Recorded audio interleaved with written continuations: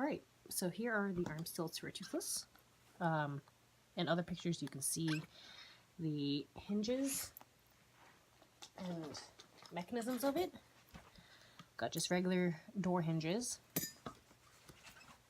There is a piece of wood, piece of 2x4 that is straight like this, and there's another one with an angled cut like this, and the hinge at the back there, which you can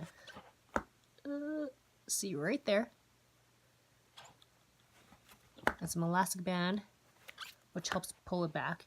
Gravity alone will pull the wrist joint, or the hand, I guess you'd call it, downwards naturally, but the elastic band just kind of helps make sure it will always come down, because sometimes it'll get stuck on the foam a little bit here and there. So that's a general component. The PVC piping, pretty self-explanatory as seen in any photos.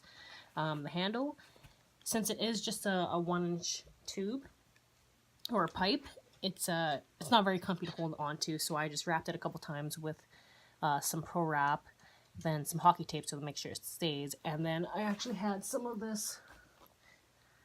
Let me just cut a piece here. This kind of like styrofoamy type of packing material. It's squishy. It's like a sponge. Really, you can use upholstery foam, any sort of soft, cushiony type of material. So I wrapped some of this around the handle a couple times, and then again just some more Pro Wrap to just make it comfier, hold everything in place. Will help with the sweat a little bit, because this is like holding onto plastic, so it feels like a pool noodle, you know, like really thin pool noodle. So the Pro Wrap will help with the sweat a little bit, just overall make it more comfier.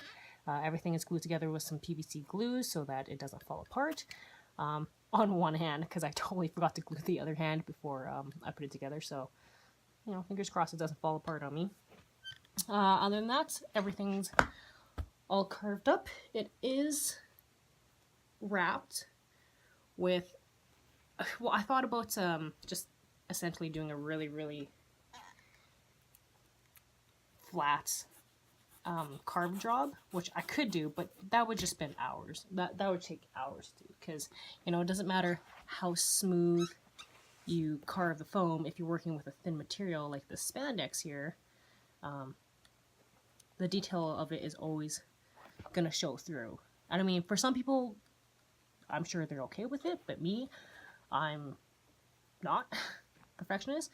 So I have this pillow stuffing, I don't know what it is, pillow sheet stuffing type thing, very soft, very fluffy. It doesn't take up too much space, you don't need to carve it, and it just kind of fills in any of the little gaps and whatnot to make it smooth, and as well as I don't have to spend as much time carving it. So I mean, once you got that on, see, smooth, no more lumps and bumps. So that's that, and I just finished the first hand yesterday, so I'll give you a quick look at that. This is the right hand, technically, because this claw or joint, finger, whatever, is slightly more to the side, so it's the right hand, but I'm just going to wear it on my left for sake of the video here. Got some of the arm spikes on the back, like a shark. Claws are made with EVA foam. I just glued 2 pieces together, carved it, dremeled it to make it smooth, sanded it just a little bit more, just a quick spray paint job just to give it a little bit of color, and then the like kind of veining, worn detail look, just with a soldering iron. By the way, if you do that, either have a window open. And I normally don't wear respirators because I'm stubborn like that and I really don't care. But if you're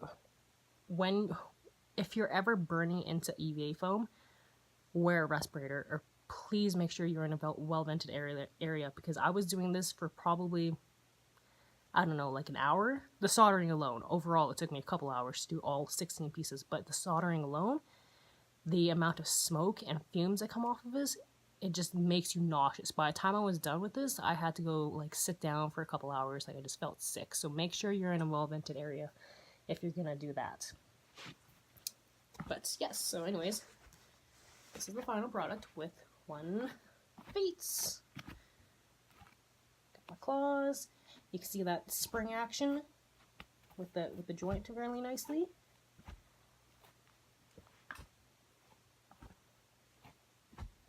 Gives it kind of a little more natural look. So yeah, there you go.